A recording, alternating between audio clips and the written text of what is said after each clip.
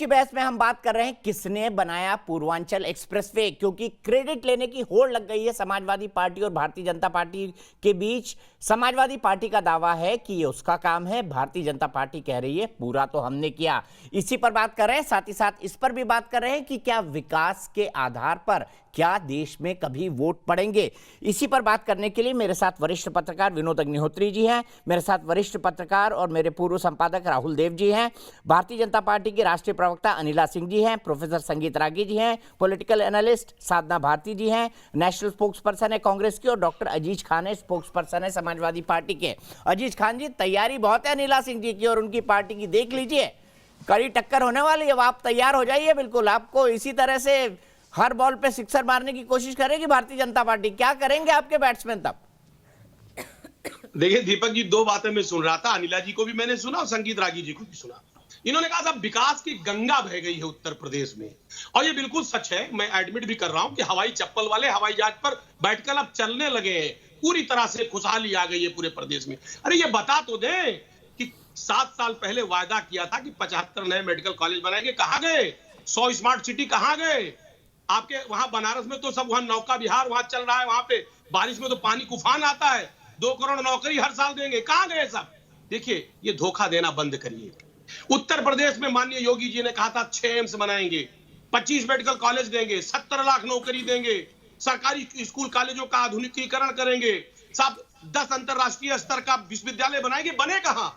ये साहब हिंदुस्तान में बने हैं कि कहीं और बन गए, नेपाल में चले गए? देखिए एक बात समझिए आप, धोखा देना बीजेपी बंद करे। ये जो झूठ की पार्टी है ना, जो झूठ बोलने की जो परंपरा बीजेपी में है, ये खत्म होनी चाहिए। और अगर वाकई में विकास की बात करनी है तो विकास करनी चाहिए, लेकिन इनको बहुत ही उम्मीद के साथ उत्तर प्रदेश की जनता ने इनको वोट दिया था, लेकिन जनता के साथ इन्होंने धोखा दिया। तो जनता आज बहुत अपने आप को ठगा महसूस कर रही है। कोई ये काम 5 काम, अभी अनिला सिंह जी भी आई हैं, इससे पहले प्रेम शुक्ला जी को मैंने पूछा था, वो बता नहीं पाए, वो चले गए। ये नहीं बता पाएंगी कि जिस काम का इन्होंने शिलान्यास किया है और उसका उद्घाटन भी किया हो। ये सिर्फ समाजवादी पार्टी के काम का नाम बदलते हैं, उसके बाद रंग बदलते हैं और काम करते हैं, उसके बाद उसका शिलान्यास और उद्घाटन का उद्घाटन। अभी आप देखिए थोड़े दिन पहले इन्होंने कानपुर में उद्घाटन कर दिया साहब, मेट्रो का उद्घाटन कर दिया, सैमसंग मोबाइल का नोएडा में उद्घाटन कर दिया। अरे साहब उद्घाटन करने से आपकी बुराई नहीं छिपने वाली। आप काम क्या करते हैं? आप सिर्फ और सिर्फ इस प्रदेश में कानून व्यवस्था को बर्बाद कर रहे हैं। महंगाई चरम पर है। आज आपने काम किया, विकास किया, मैं मानता हूं। क्या विकास किया आपने? जो 100 रुपए में खाने का तेल मिलता था वो 200 रुपए में हो गया।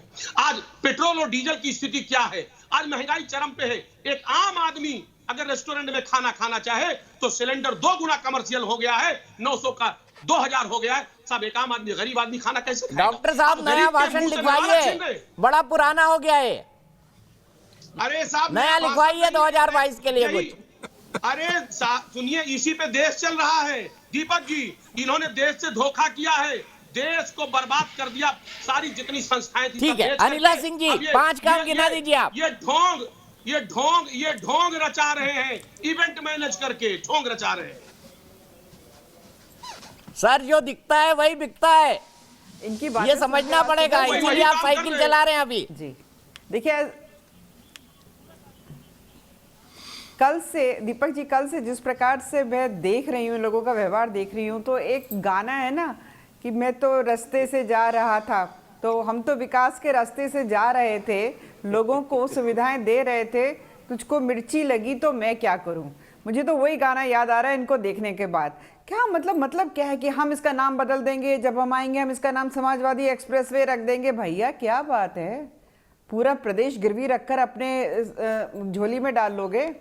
माना कि आप लोग डायनाक्रेसी में बिलीव करते हो, डायनाक्रेट्स हो, आप लोगों को तश्तरी में पूरी की पूरी राजनीति मिल गई है। स्टेडियम को बदला, अरे स्टेडियम के नाम को बदला या नहीं बदला? बताइए ना, बताइए बदला कि नहीं बदला? Doctor Aziz Khan, I think you should have some decency. Doctor Aziz Khan, you should have some decency. आप बोलने तो दीजिए ना। डॉक्टर खान, आप लगातार बोलते रहे, उनको भी तो बोलने दीजिए। मैं आपके बीच में नहीं बोली थी भाई। दीपक आपकी खिस्साहट दिखाई दे रही है। आज जिस प्रकार से उत्तर प्रदेश में, सुन लीजिए साहब, आज जिस प्रकार से उत्तर प्रदेश में, नहीं शांत रहिए, तमाशा बना के रखा हुआ है।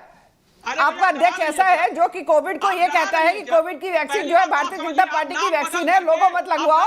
किस बुद्धि का अध्यक्ष है आपका? आज जो है सड़कों का चौड़ीकरण से लेकर मेडिकल कॉलेजेस जो है, हर डिस्ट्रिक्ट में मेडिकल कॉलेज पहुंचाएंगे। 59 मेडिकल कॉलेजेस शुरू हो चुके हैं, 2 एम्स लेकर आए। अंचल का, पूर्वांचल का शोषण करने वाले लोग आज हमको बता रहे हैं कि पूर्वांचल में क्या काम किया। अरे मैं तो 10 काम बताऊंगी, बताइए आजमगढ़ में क्या काम करवाया अखिलेश यादव ने? केवल और केवल सफाई महोत्सव के अलावा उनका क्या अचीवमेंट रहा है? एक एक्सप्रेस वे बनाया, हम क्रेडिट नहीं ले रहे उसका। एक्सप्रेस वे आपने बनाया, बिल्कुल आप लीजिए। मेट्रो स्टेशन जो जगह जगह दिखाई दे रहे हैं ना, चाहे वो नोएडा से में हो, लखनऊ में हो, हाल फिलहाल में कानपुर में दिखाई देंगे, वो योगी आदित्यनाथ जी की वजह से है साहब। चाहे आप शिक्षा ले लीजिए, चाहे आप स्वास्थ्य ले लीजिए, चाहे रोड इंफ्रास्ट्रक्चर ले लीजिए, हर जगह हमारी सरकार ने काम किया है। योगी की झोली से ना विकास निकलता है। और आपके यहाँ से आपके जो भोगी अध्यक्ष है ना, भोगियों का काम क्या होता है कि दूसरों को भी लूट लो और अपना घर भर लो। तो भोगी और योगी में ये अंतर है।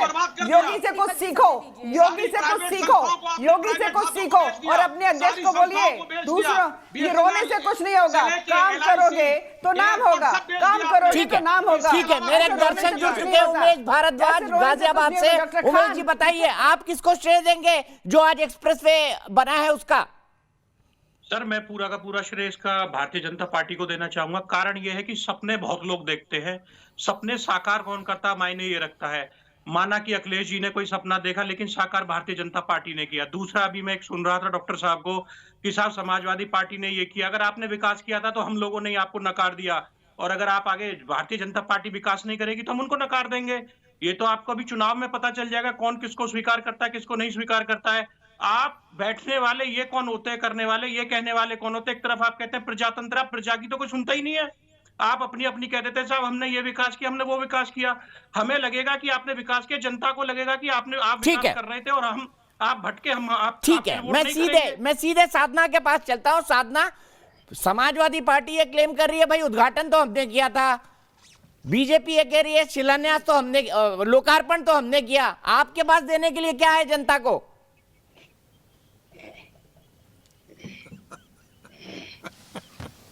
देखिए, हम भारतीय जनता पार्टी की तरह जुमलेबाजी तो करते नहीं है कि हमने रिकॉर्ड टाइम में ये कर दिया। अरे रिकॉर्ड टाइम में किसानों का कर्जा तो माफ किया नहीं आपने। उत्तर प्रदेश में वादा किया था इन्होंने कहा था किसानों की आय दुगनी कर देंगे, नहीं किया। गन्ना किसानों का जो बकाया है वो दे देंगे, वो भी नहीं दिया ना। तो मेडिकल कॉलेजेस की बात करें, अरे मेडिकल के 4500 पद है जिसमें से अभी तक 3600 खाली पड़े हैं। ये जानकारी होनी चाहिए इनको। और कोरोना काल में उत्तर प्रदेश के सारी मेडिकल आपकी कितनी फैसिलिटी है, सब पोल खुली है। उसके बाद गंगा के किनारे हिंदू धर्म के विरुद्ध लाशों को दफनाते हुए हमने देखा है।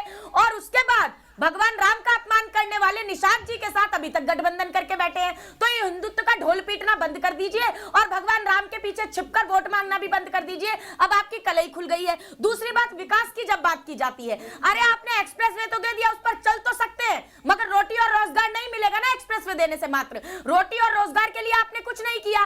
पहली बार हिंदुस्तान के इतिहास में ऐसा हुआ कि आजादी के बाद पेट्रोल डीजल 100 के पार चला गया। अब तो राजस्थान में भी हमने कम कर दिया पेट्रोल डीजल। अभी अनिला सिंह जी बताएं कि इनके नेता कहते थे 35 रुपए लीटर बिकेगा पेट्रोल डीजल, तो वो कब बिकेगा ये तो बता दें जरा हमें। और दूसरी बात मैं कहना चाहूंगी कि ये जब विकास की बात करते हैं, अरे आपका विकास मान लेते हैं अगर हाथरस के अंदर एक बेटी को आधी रात में उसके शव को जला दिया गया, डीएम पर कोई कार्रवाई नहीं हुई। हम मानते विकास जब मायाराम लोधी के परिवार को न्याय मिलता, जिसने एक महिला बीडीसी की रक्षा करने के लिए आ गया है, तो आप ही की पार्टी के भाजपा के गुंडों ने उसे पीट पीट कर मार डाला। हम मान लेते अभी कासगंज के एक युवक को पुलिस हिरासत में मार दिया गया और पुलिस हास्यास्पद बयान देते हुए कह रही है कि 2 फुट ऊंची टोटी पर उसने अपनी जैकेट की डोरी से फांसी लगा ली। ये न्याय है, ये न्याय व्यवस्था है। आप कहते थे एंटोरोम। ठीक है, मैं एक क्विक कमेंट मेरे तीनों वरिष्ठ पत्रकार और पॉलिटिकल एनालिस्ट से लेता हूं। मैं शुरुआत विनोद जी से करता हूं। विनोद जी, 2022 का चुनाव किस तरफ जाता हुआ दिखाई दे रहा है? आपका विश्लेषण क्या कहता है? तीनों से, राहुल जी से, संगीत जी प्रोफेसर साहब से और राहुल सर से, तीनों से यही सवाल।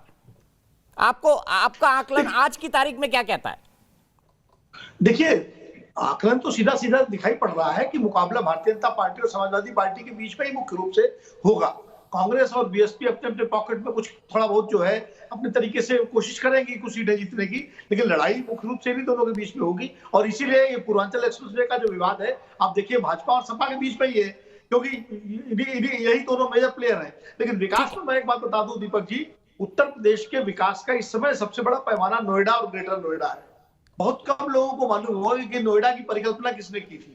मुझे लगता है इस पैनल में शायद राहुल जी को पता हो या कुछ लोगों को पता होगा, मैं किसी की ज्ञान पे सवाल नहीं उठा रहा हूं, लेकिन संजय गांधी ने की थी इसकी परिकल्पना और नारायण तिवारी मुख्यमंत्री थे। लेकिन आज नोएडा जो है शोकेस बना हुआ है, नोएडा और ग्रेटर नोएडा उत्तर प्रदेश के विकास का। तो विकास के काम ऐसे ही होते हैं। ये जो डीएनडी है, दिल्ली नोएडा एक्सप्रेसवे जो है, इसकी परिकल्पना और ये किसके समय हुआ किसी को याद ही नहीं होगा, जिसकी वजह से नोएडा का पूरा फेस चेंज हो गया, चेहरा बदल गया। ये रमेश भंडारी जब राष्ट्रपति शासन था उत्तर प्रदेश में, तब उनकी परिकल्पना थी और रमेश भंडारी ने इसकी संस्तुति की थी। और उनके साथ हमें भी आश्चर्य था, मैं लखनऊ में था कि ये कैसे टोल टैक्स वाला कौन सा पुल बन जाएगा, लेकिन उसने पूरे नोएडा का चेहरा बदल दिया। तो विकास के बहुत सारे काम ऐसे होते हैं जो वाकई जब होते हैं ठीक है राहुल सर, क्षेत्रों का क्विक 30 सेकंड का जवाब आपका और संजीत रागी जी का। मैं कह रहा हूं आखिरकार मैं समझता हूं कि एक चीज तो अभी स्पष्ट दिख रही है कि जिसे हम कहते हैं पलड़ा भारी होना, तो वो इस समय भाजपा का पलड़ा भारी दिख रहा है। लेकिन ये उम्मीद नहीं है किसी को भी, कम से कम मुझे नहीं है कि पिछली बार का जो उनकी संख्या थी वो उसको बराबर रख पाएंगे। लेकिन अगर 250 के आसपास उनकी सीटें रहती हैं तो ये भी एक अच्छी श्रेय की बात होगी, क्योंकि उसी एक पिच को बनाए रखना ये किसी पार्टी के लिए संभव नहीं होता। ठीक है प्रोफेसर रागी कि अभी ठीक है, चलिए। देखिए दीपक जी, जो जहाँ कहीं भी उत्तर प्रदेश में जो इस बार चुनाव होने वाला है, मुझे लगता है कि चतुष्कोणीय संघर्ष होने वाला है, राजनीतिक संघर्ष, और यह भारतीय जनता पार्टी के लिए जीत का रास्ता आसान करता है। वो ऐसी फैक्टर के आने से कांग्रेस, समाजवादी पार्टी और कांग्रेस को तीनों को अलग अलग लड़ने से मुझे लगता है कि इसका नुकसान इन्हीं पार्टियों को होने वाला है। और भारतीय ठीक है, मैं यहीं पर रुकूंगा। चलते चलते मैं बता दूं देश की बहस के दर्शक क्या सोचते हैं, क्या विकास सबसे अहम मुद्दा होगा। 70% दर्शकों का मानना है हाँ। फिलहाल एक ब्रेक, लेकिन न्यूज नेशन पर खबरें का सिलसिला लगातार जारी है ब्रेक के बाद भी।